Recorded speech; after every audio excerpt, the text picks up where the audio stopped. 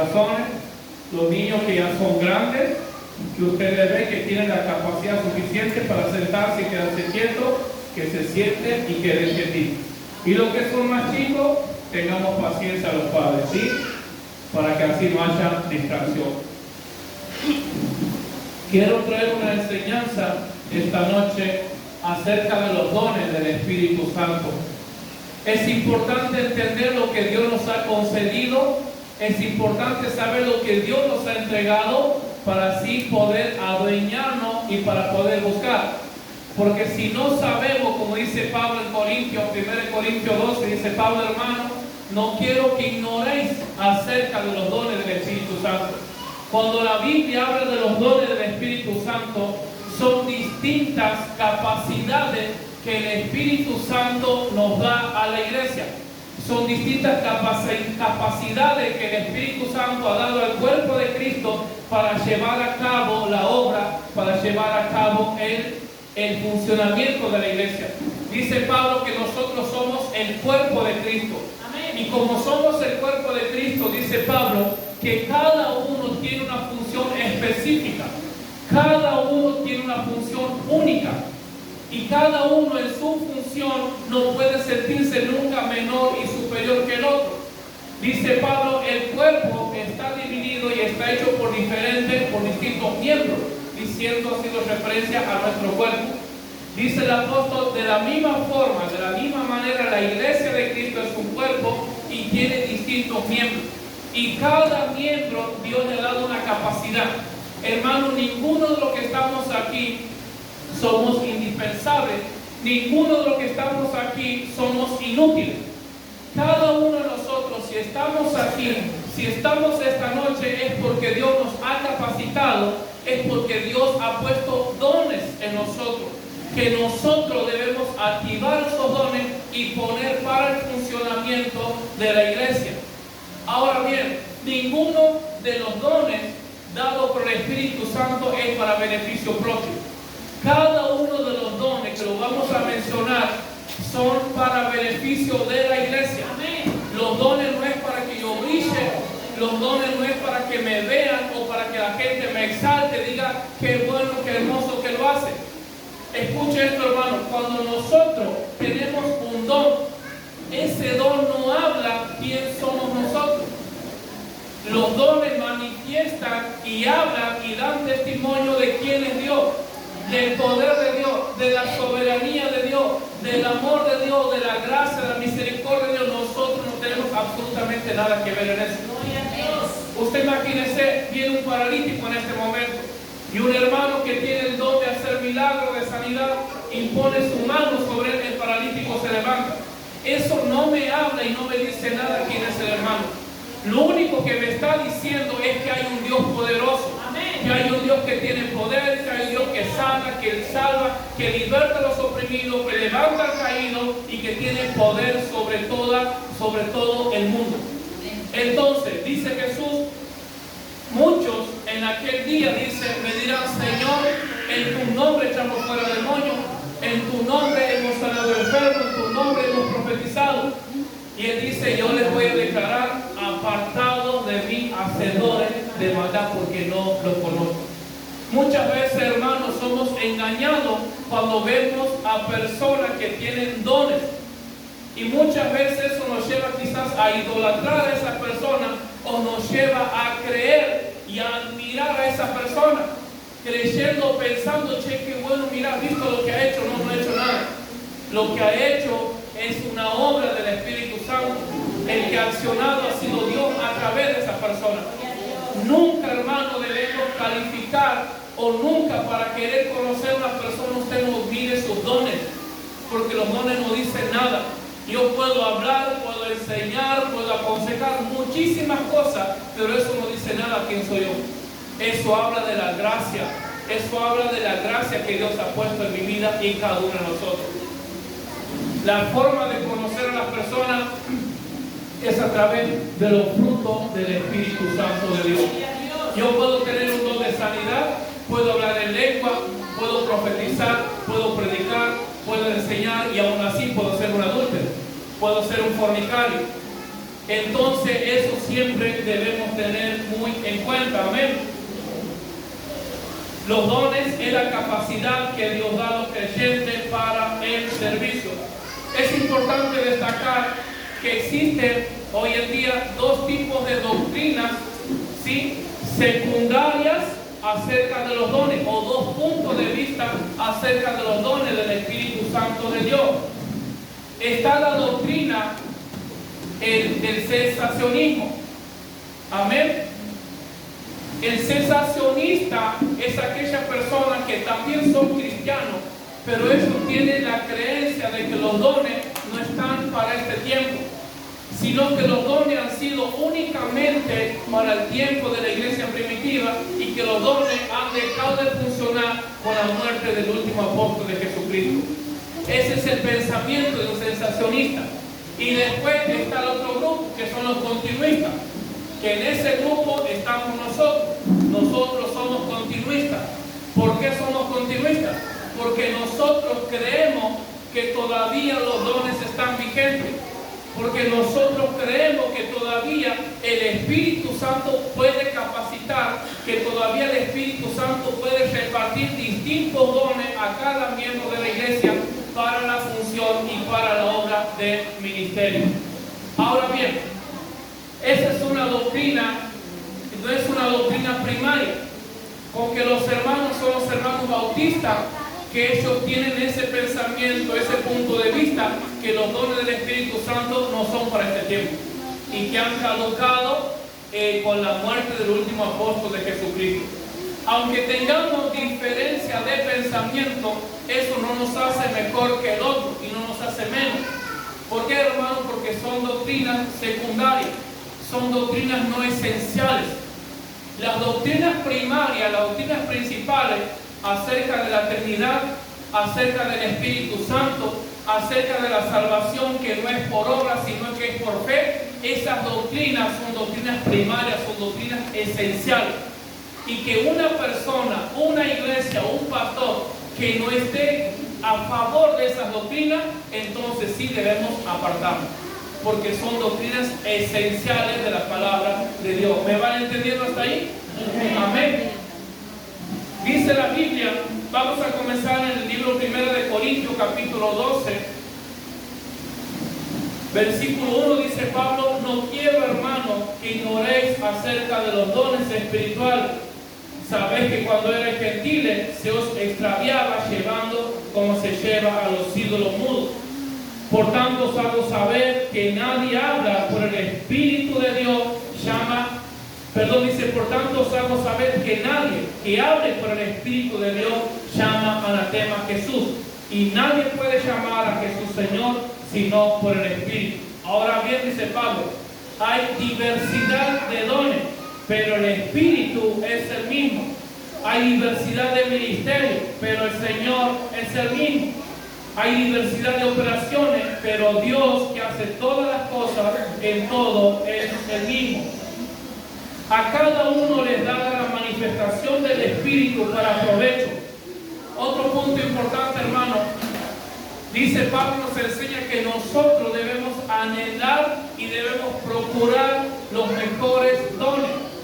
Nosotros debemos anhelar, debemos pedir, pero siempre debemos entender que es el Espíritu Santo el que reparte los dones como Él quiere. Es el Espíritu Santo el que decide. Cuando nosotros tengamos un don de parte de Dios, debemos conformarnos, debemos estar gozosos, no cuestionar ni sentirnos superior ni inferior a nuestros hermanos. Amén. ¿Por qué? Porque cuando nosotros tenemos un don y nos sentimos de menos importancia, estamos poniendo en tela de juicio la capacidad de Dios, estamos poniendo en tela de juicio, estamos dudando de la omnipotencia y del poder soberano que Dios tiene para decidir a quién se le tiene que dar cada uno de los dones. Así que, hermanos, cada uno, el don que haya recibido, debemos administrarlo, debemos usarlo con toda nuestra fuerza, con toda alegría y ponerlo siempre a favor de la iglesia para el crecimiento de nuestros hermanos. Amén. El primer don está en el mismo capítulo, el don de sabiduría. El don de sabiduría se manifiesta con la capacidad que el Espíritu Santo nos da para entender, para comprender la palabra de Dios, para expresar la palabra de Dios, para aconsejar o para guiar. Ese es el don de sabiduría. Dice en Mateo 13:54, y venido a su tierra, les enseñaba en la sinagoga de ellos, de tal manera que se maravillaban y decían: ¿de dónde viene esta sabiduría y estos milagros? La gente dice que se maravillaba cuando le escuchaba a Jesús. Dice: che, pero ¿de dónde tiene esa sabiduría? ¿Acaso no es el hijo del carpintero? ¿Acaso nosotros no lo conocemos a su padre, a su madre, a sus hermanos? ¿De dónde tiene esta sabiduría? A veces el enemigo nos quiere hacer sentir ameno, pero hermano, déjeme decirle que no importa de dónde usted viene, no importa la clase social que usted tenga, no importa el conocimiento que usted tenga, sino que los dones no están sujetos a nuestra capacidad. Los dones no están sujetos de dónde nosotros venimos, ni el nombre que tengamos, ni en el lugar en donde vivimos. Los dones son regalos de Dios. Y eso es lo que la gente no entendía. Y dice: pero este es el carpintero, ¿de dónde tiene toda esa sabiduría? Dice en Hechos 6:10, hablando, haciendo referencia a Esteban, dice: pero no podían resistir a la sabiduría y al espíritu con que él hablaba. Dice que parte de los judíos, los fariseos, lo toman a Esteban y han entrado en una discusión. Y Esteban les comenzaba a hablar la palabra de Dios. Entonces dice que ellos se han sentido tan atacados por la palabra, tan confrontados, que han tomado piedra y han comenzado a apedrear a Esteban. Y dice la palabra, escuche esto, que ninguno de los fariseos, ninguno de los seduceos, ninguno de los doctores de la ley que estaban ahí, no podían resistir a la sabiduría con la cual hablaba Esteban. Ese es el don de Dios. Ahora, ¿qué era Esteban? No era un doctor, pero era la gracia, era el poder del Espíritu Santo actuando a través del don de sabiduría en Esteban. Ahora, lo importante, hermano, que cada uno de esos dones está para nosotros. Dice Jesús: muchos de ustedes, dice a los discípulos, van a ser llevados delante de reyes, delante de gobernantes para testimonio, pero no se preocupen qué van a hablar o cómo van a hablar en ese momento. Dice Jesús: porque en aquella hora les será dada, ¿qué cosa? ¿Palabra de qué? Palabra de sabiduría que no podrán resistir y no podrán contradecir. Esa es para nosotros esa promesa. Amén. Amén. Después dice el apóstol Pedro, en 2 Pedro 3:15, dice: y tener entendido que la paciencia de nuestro Señor es para salvación, como también nuestro hermano Pablo, según la sabiduría que le ha sido dada, os ha escrito. El apóstol Pablo, a través del don, a través de la capacidad de sabiduría dada por el Espíritu Santo, ha podido escribir gran parte del Nuevo Testamento, gran parte de las cartas, de las epístolas que nosotros hoy tenemos. Todo a través del don de la sabiduría. En segundo lugar, tenemos el don de ciencia. El don de ciencia es una revelación de información divina a alguien que no la conoce por medios naturales, aunque otras personas pueden conocerlo. El don de ciencia es una revelación, es un conocimiento acerca de algo o acerca de alguien que Dios da a conocer a una persona en particular. Por ejemplo, vamos a dar un ejemplo acerca del don de ciencia. El libro de Hechos. Vamos a suponer que hay una persona o un hermano aquí que viene de tener una pelea con su esposa. ¿Sí? Y ese hermano viene totalmente designado, está angustiado, está mal. Nadie sabe lo que le ha pasado en su hogar, solamente Dios y ese matrimonio. Pero sin embargo, hay un hermano aquí que Dios le ha dado el don de ciencia. Entonces, a través de ese don de ciencia, Dios trae la revelación a este hermano de lo que aquel hermano ha pasado en su casa. Ese es a través del conocimiento divino. Vemos un claro ejemplo, dice la Biblia en el libro de Hechos. En Hechos 5.1 tenemos un claro ejemplo, creo que la mayoría conocemos la historia de Ananías y Zafira. Dice la palabra que este matrimonio había vendido parte de su heredad y ha venido ante los apóstoles, precisamente ante el apóstol Pedro, diciendo: hemos vendido nuestra heredad en tanto y tanto y hemos traído esto para el Señor. Y el Espíritu Santo, a través del don de ciencia, trae revelación al apóstol Pedro acerca de la verdad de ese acontecimiento, de cómo ha sido realmente. Entonces el apóstol Pedro dice: ¿por qué has mentido al Espíritu Santo de Dios? ¿Cómo sabía Pedro? Nadie le había dicho. Ha pasado lo mismo con Ananías y con Zafira, su esposa. Cuando entra dice: hemos vendido la heredad en tanto y traigo esto. Y el apóstol Pedro dice: ¿por qué tuviste poco en mentir al Espíritu Santo de Dios? Y los dos cayeron muertos en ese lugar.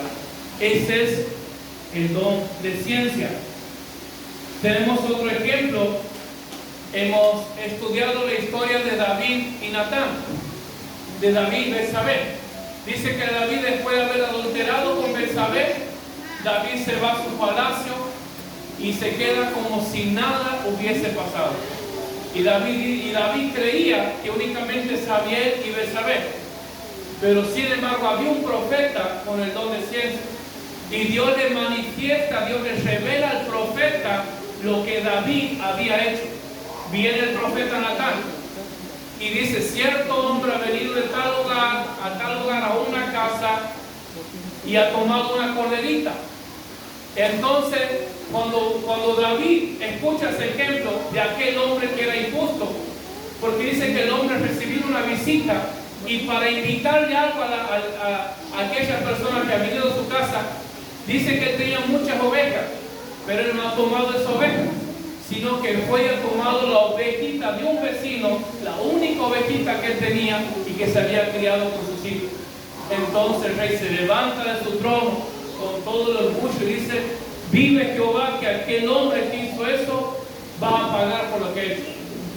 Y el profeta Natán dice: aquel hombre eres tú. Ese es el don de ciencia. Tenemos en Hechos 21:10. Dice: y permaneciendo nosotros allí algunos días, descendió de Judea un profeta llamado Agabo. Dice que ha descendido de Judea un profeta llamado Agabo. Toma el cinto de Pablo y dice: así dice el Espíritu Santo, así y así van a ser aquel hombre que es el dueño de este cinto. Cuando suba a Jerusalén lo van a atar, va a entrar en prisión y lo van a maltratar. Es el don de ciencia que ha estado ahí activo en aquel profeta, para dar a conocer al apóstol Pablo lo que iba a pasar, lo que iba a suceder. ¿Estamos hasta ahí? ¿Vamos a ir terminando? Bien. Entonces, don de ciencia revela hechos o acontecimientos acerca de una persona, acerca de un lugar o acerca de cosas que están pasando. Amén. Tenemos en segundo y tercer lugar el don de fe.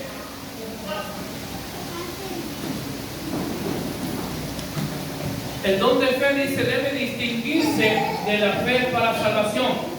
Es una confianza inmovible en Dios a pesar y por encima de toda circunstancia. El don de fe, nosotros hermanos, si nosotros estamos aquí esta noche porque tenemos fe en Cristo. Si estamos aquí es porque hemos creído que Él ha perdonado nuestros pecados, que nos ha lavado con su sangre, que nuestra alma ha llegado a tener salvación por gracia de Dios y que un día vamos a estar en el cielo.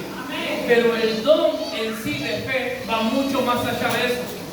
El don, cuando una persona tiene un don de fe, es una fe inquebrantable. Es una fe que se sobrepone a cualquier circunstancia, a cualquier situación que pueda llegar a pasar. Hay personas, por ejemplo, que tienen problemas, que tienen dificultades, que han pasado muchos tormentos en su vida y sin embargo siguen en pie. Y sin embargo siguen fiel a Dios. Y usted dice: che, pero ¿cómo hace esta persona? ¿Cómo hace esta mujer? ¿Cómo hace mira toda la desgracia que le ha pasado. Es porque hay un don, hay una capacidad del Espíritu Santo llamada fe. Hay un ejemplo claro acerca de David y Goliat. Cuando Goliat provocaba al pueblo de Israel y nadie quería pelear con él porque todos tenían miedo, y viene un jovencito, el joven David, a enfrentarse a aquel gigante. Eso es fe. Cuando, sin importar la circunstancia, sin importar la gravedad del problema, sin importar qué tan alto, qué tan grande sea el problema, usted dice: yo sé que Dios me va a dar la victoria. Usted dice: yo sé que Dios está conmigo. Yo sé que voy a vencer. Por más grande que vea el problema, por más grande que se vea la montaña, pero yo la voy a cruzar. ¿Por qué? Porque esa fe inquebrantable está arraigada en su corazón. Y no hay circunstancia, no hay problema, no hay dificultad, no hay marido, no hay mujer, no hay hijo, no hay diablo, no hay nada ni nadie que lo pueda hacer desistir y que pueda apagar esa fe que está en nuestro corazón. Dice el patriarca Job en el capítulo 19, versículo 25. Nosotros, la mayoría, conocemos acerca de Job, que lo ha perdido todo. Ha perdido sus hijos, ha perdido sus hijas, su ganado. Era una persona riquísima y de un día para el otro lo ha perdido todo. Y como si hubiese sido poco que lo ha perdido todo, dice que una llaga, una sarna lo atormentaba en su cuerpo. Pero, sin embargo, a pesar, escuche esto, a pesar que lo había perdido todo, a pesar que su propia esposa se ha puesto en contra, a pesar que ninguno de sus amigos lo entendía, Job estaba solo, sentado en ceniza y bañándose con ceniza para tratar de amortiguar un poco el dolor acerca de la sarna. Pero, sin embargo, a pesar de esa circunstancia tan cruel, las palabras de Job han sido: yo sé que mi Redentor vive.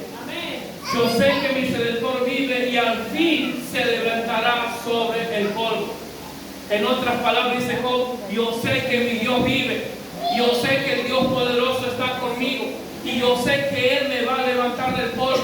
Yo sé que Él me va a sanar. Yo sé que Él me va a restaurar, hermano. Esa es una fe inamovible. Y esa fe nosotros debemos tener. Y si no la tenemos, tenemos que pedirle. Gloria a Dios. En el libro de Daniel 3:17 dice: he aquí nuestro Dios, a quien servimos, puede librarnos del horno de fuego ardiendo, y de tu mano, oh Rey, nos librará. La Biblia nos habla esta historia acerca de 3 jóvenes hebreos que han sido llevados a Babilonia y el rey de Babilonia sacado de Egipto. Que si las personas que no se postraban ante la imagen que él había adorado, esas personas iban a ser lanzadas al horno de fuego. Todos se han postrado, menos 3 varones, Sadrach, Mesach y Abednego. Y el rey los llama y le dice: mire, si ustedes no se postran ante la imagen, si ustedes no adoran, yo los voy a arrojar al horno de fuego. Y las palabras de Daniel han sido: he aquí, dice nuestro Dios, a quien servimos, puede librarnos del horno de fuego. Hermanos, si eso no es fe, entonces ¿cómo se llama? El rey los amenazaba y Daniel decía: no importa. Si está el horno de fuego, estamos dispuestos a ir al horno de fuego. Si nos quieren matar, estamos dispuestos a que nos maten. Porque yo sé que mi Dios me va a guardar. Yo sé que mi Dios me va a librar. Gloria a Dios. Tenemos el cuarto don,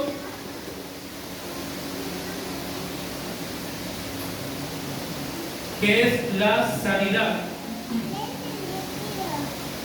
La sanidad física de las personas conforme a la voluntad de Dios. Escuche, hermano, que es algo muy importante que debemos entender. La Biblia dice que el apóstol Pablo, ¿verdad?, tenía una enfermedad. Y que él había pedido, él había clamado al Señor para que lo sanara. Y la respuesta de Dios ha sido: bástate de mi gracia, porque mi poder se perfecciona en la debilidad. El apóstol Pablo, hermano, era un hombre ungido, lleno del poder, lleno del fuego, lleno de la unción del Espíritu Santo, que los demonios temblaban cuando veían a este hombre. Los enfermos eran paralíticos se levantaban, pero sin embargo él estaba enfermo. Dice en Gálatas capítulo 4, versículo 13, dice: pues vosotros sabéis que a causa de una enfermedad del cuerpo os anuncié el Evangelio al principio. En 1 Timoteo 5:23 dice, le aconseja Pablo a Timoteo: ya no bebas agua, sino usa de un poco de vino por causa de tu estómago y de tus frecuentes enfermedades. Escucha, hermano, con que Dios dé el don de sanidad a una persona, eso no significa que toda persona va a ser sanada. Muchas veces he escuchado decir, pero si Dios todavía tiene vigente el don de sanidad, entonces ¿por qué esas personas no van a los hospitales? Y es una buena pregunta, ¿verdad? Si una persona, si un evangelista, si un pastor dice que tiene el don de sanidad, entonces ¿por qué no va a los hospitales? ¿Por qué no va donde están todos los niños enfermos, personas con cáncer que se mueren cada día? ¿Por qué? Y la respuesta es simple y sencilla y una sola: porque no todas personas van a ser sanadas. Solamente son sanadas aquellas personas por las cuales la voluntad de Dios les concede la sanidad. El apóstol Pablo, un hombre lleno del poder de Dios, y era enfermo. Su hijo amado en la fe, Timoteo, Pablo le dice: Timoteo, a causa de tus dolores, toma un poco de vino y ya no tomes agua. ¿Por qué no ha orado para que se sane? Si era un apóstol, tenía poder, tenía todos los dones del Espíritu Santo. Hermanos, nosotros no caigamos en esa confusión. ¿Cuál confusión? De cuando vayamos a predicar el Evangelio en un hospital o a una persona que está enferma, nunca usted tiene que prometerle que Dios lo va a sanar. Porque Dios eso no nos ha dicho. Y a veces nosotros cometemos ese error. Hay una persona enferma, mira, vamos a la iglesia y Dios te va a sanar. Cree en Dios y Dios te va a sanar, Dios te va a restaurar. Y esa persona viene a la iglesia y la sanidad no pasa. Lo que nosotros debemos predicar, que servimos a un Dios de poder, que Dios tiene poder para sanar, para libertar, para restaurar, pero siempre y cuando esté en su voluntad. Entonces, nuestro deber como cristianos, como hijos de Dios, como personas que creemos en un Dios de poder, es decir: mire, yo voy a orar por usted, para que conforme a la voluntad de Dios, sea Él el que determine si usted es sanado o no es sanado. Amén. Después vemos en la Biblia muchísimos milagros acerca de Jesús y acerca de los apóstoles sobre la sanidad. El quinto don, el don de milagro. El don de milagro es la intervención de Dios en la naturaleza. Esto manifiesta el poder de Dios. Cuando Israel estaba en el desierto y llega al río, llega al mar, al Jordán, llega al Jordán, y dice que los egipcios lo veían siguiendo, al mar rojo. Lo veían siguiendo los egipcios y ellos se han encontrado entre los egipcios y el mar rojo. Pero sin embargo Dios ha actuado un milagro, que es abierto el mar para que el pueblo de Israel pueda pasar en seco. Eso es el don de milagro. Tenemos otro ejemplo de Josué, cuando estaba para cruzar el río Jordán para conquistar la tierra prometida. Dice la palabra que cuando los sacerdotes tomaron el arca del pacto y pusieron sus pies en el agua también se abrió y ellos cruzaron el seco. Esos son milagros. Y yo creo en los milagros de Dios. Yo creo que todavía Dios puede hacer cosas sobrenaturales en nuestra vida. Yo creo que Dios puede hacer cosas sobrenaturales en nuestro hogar, en nuestra familia, en nuestra ciudad. En San Lucas capítulo 7, versículo 11, tenemos una historia muy bonita acerca de la viuda de Naín. Dice que aquella mujer tenía un único hijo, y que su hijo había muerto. Jesús iba hacia Naín y la viuda con un montón de gente salía de aquel lugar llorando, porque su único hijo, su única esperanza, había fallecido. Pero dice la Biblia que cuando Jesús lo ve, dice: mujer, no llores. Jesús entonces, acercándose al cajón, tomó el féretro, tomó el cuerpo, y el que estaba muerto se había resucitado y Dios le devolvió la vida. Eso es el don de milagro. Amén. En sexto lugar tenemos el don de profecía.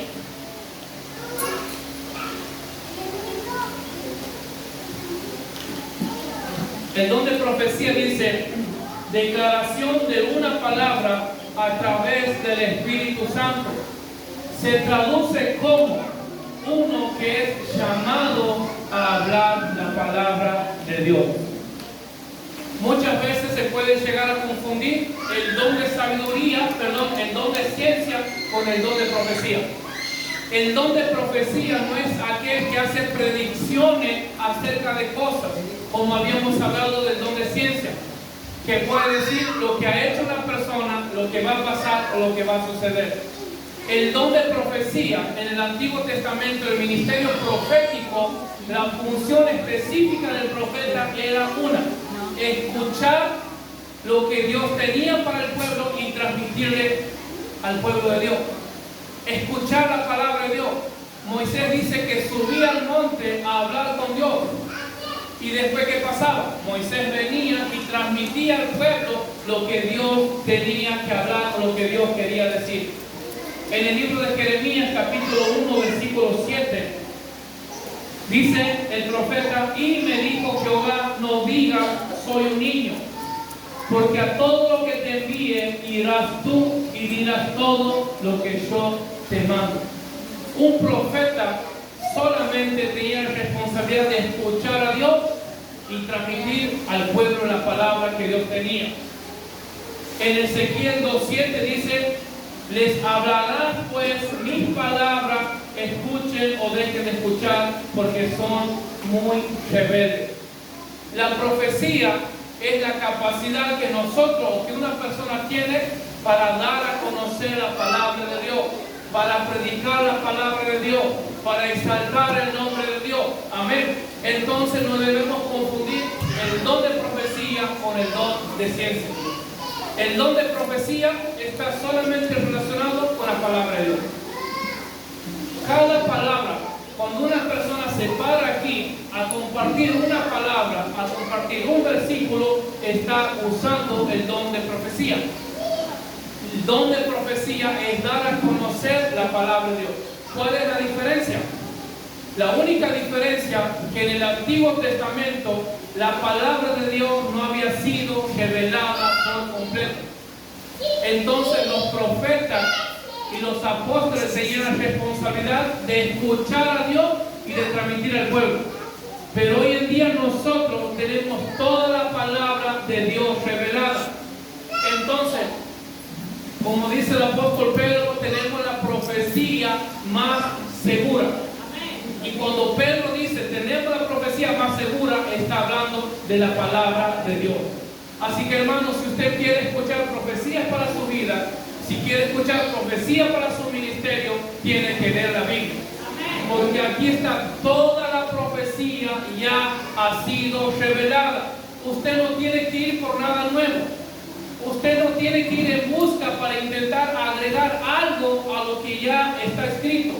Porque toda la profecía y toda la palabra de Dios ha sido revelada. Amén.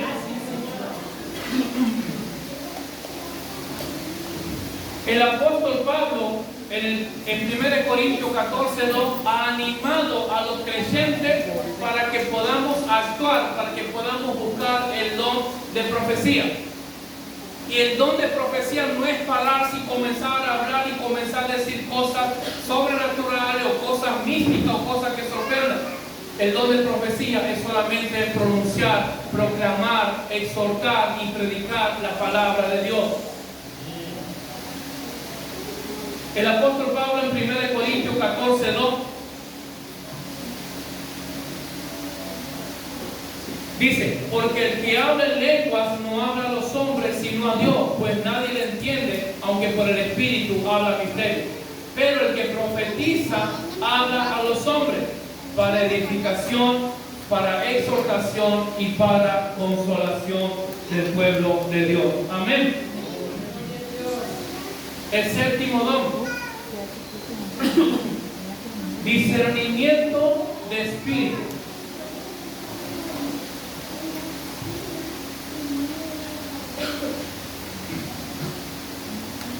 El discernimiento de espíritu es la capacidad que Dios nos da para poder detectar, para poder darnos cuenta y poder reconocer los distintos tipos de espíritus que obran en contra de la iglesia y que se mueven y se manifiestan de distintas formas y de distintas maneras. El primer punto, los espíritus malignos. En Hechos 16:16 dice, aconteció, hablando del apóstol, dice, estaba en Corintios, en Hechos 16,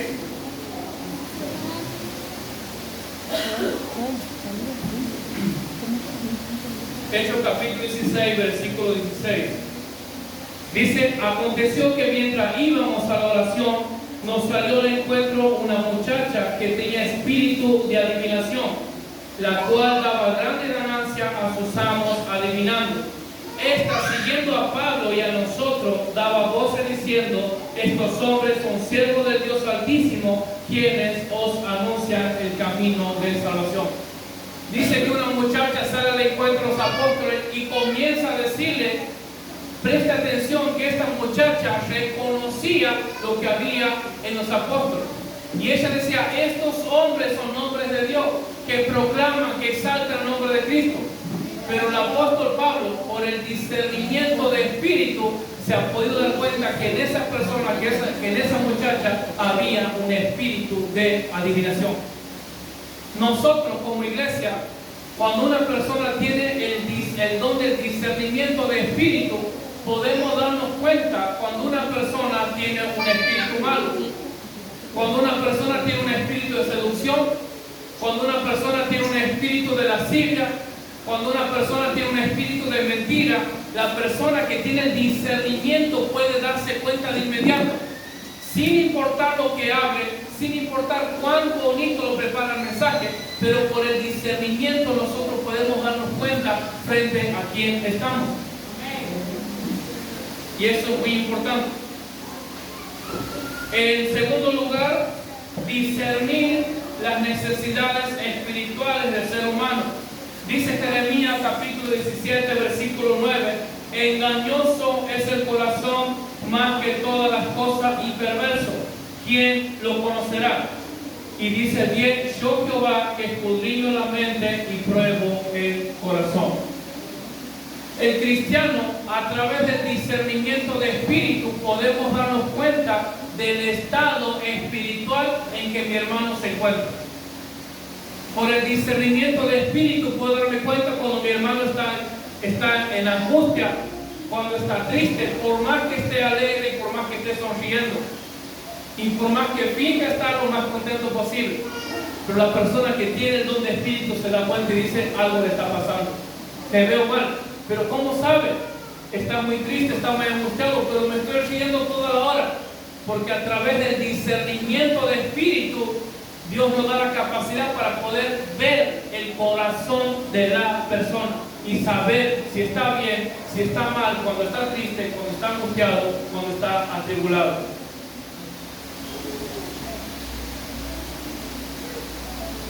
En el libro de Hechos, capítulo 8, hay una hermosa historia acerca de un mago llamado Simón. Dice que él había creído el mensaje de Felipe, se había bautizado, y cuando los apóstoles van a aquel lugar para que reciban el Espíritu Santo, dice que los apóstoles oraban, ponían su mano y el Espíritu Santo descendía sobre la gente. Cuando este mago llamado Simón ve que los apóstoles, que Pedro hacía eso, dice, yo también quiero hacer eso. ¿Cuánto tengo que pagarle? Y el apóstol Pedro le dice, arrepiéntete pues de esta tu maldad y ruega a Dios y quizás te sea perdonado el pensamiento de tu corazón. Escuche, porque dice, porque en hiel de amargura y en prisión de maldad veo que estás. La persona, el apóstol Pedro, por el discernimiento de espíritu, ha podido ver lo que realmente había en el corazón de aquel ex mago Simón. Pedro se da cuenta que estaba en prisión de amargura. Pedro se da cuenta que su espíritu estaba atado, que estaba triste, que estaba angustiado. Todo eso a través del don del discernimiento de espíritu. Otro punto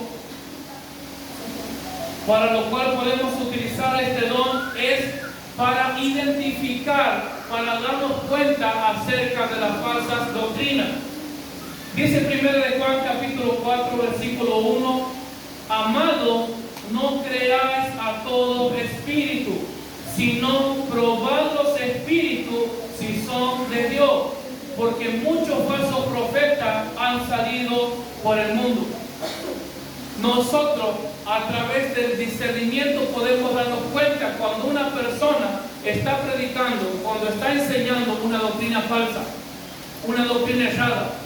Ahora usted imagínese el problema en el cual nos podemos llegar a meter si no tenemos esa capacidad. Mire, hermano, la importancia, la necesidad de pedir a Dios que nos capacite para no ser engañados. En Hechos 17:10 nos habla acerca de la iglesia de Berea. Dice que los apóstoles fueron llevando la palabra de Dios y que aquellos hermanos, aquellas personas de aquel lugar, dice que cada día escudriñaban las escrituras para saber si lo que les hablaban, para saber si lo que les predicaban era cierto, era verdad o era mentira. Dice, detrás de falsos maestros hay espíritu inmundo inspirándolo. Hermano, así como una persona que ama a Dios, que ama la verdad, el Espíritu Santo lo guía, el Espíritu Santo lo inspira para instruir a la iglesia, para enseñar a la iglesia, para corregir. Así también los falsos profetas, los falsos maestros, son personas que están siendo instruidas, que están siendo influenciadas, dirigidas por espíritus malignos. Por eso el apóstol Juan dice, probad los espíritus, si son de Dios o si no son de Dios. Y automáticamente el apóstol lo relaciona con los falsos profetas y los falsos maestros. Jesús dice en Marcos 13:22, porque se levantarán falsos cristos y falsos profetas, harán señales, prodigios para engañar, si fuese posible, aún a los escogidos. Hermano, no es suficiente escuchar a una persona y ver que tiene mucho conocimiento de la palabra de Dios. No es suficiente que hable bonito y que hable hermoso. Debemos orar que Dios nos dé la capacidad para poder entender, para poder discernir si esa persona nos está llevando tras un engaño, si esa persona nos está llevando a falsas doctrinas o si verdaderamente nos está enseñando la verdad de la palabra de Dios. En 1 Tesalonicenses 5:20 dice el apóstol: no menospreciéis las profecías, examinando todo y retener lo bueno. Cuando alguien nos trae palabra, tenemos que escucharlo, claro que sí.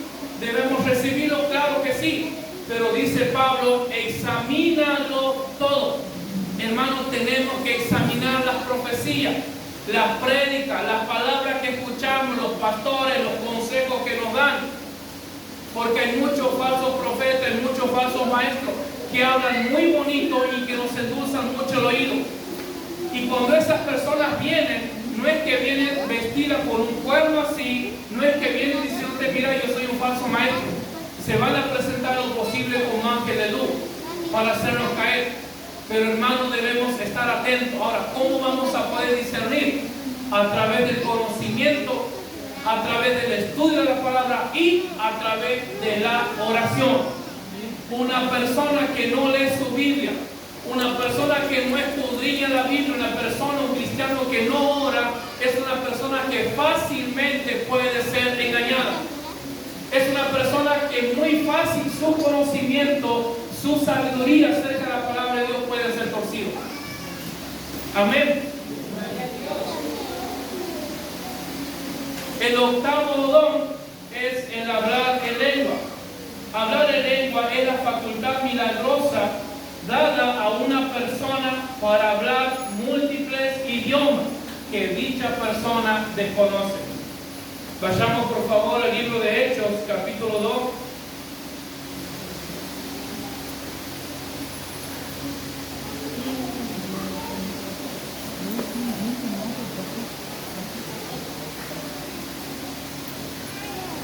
Dice el versículo 4, fueron todos llenos del Espíritu Santo y comenzaron a hablar en otras lenguas según el Espíritu les daba que hablase.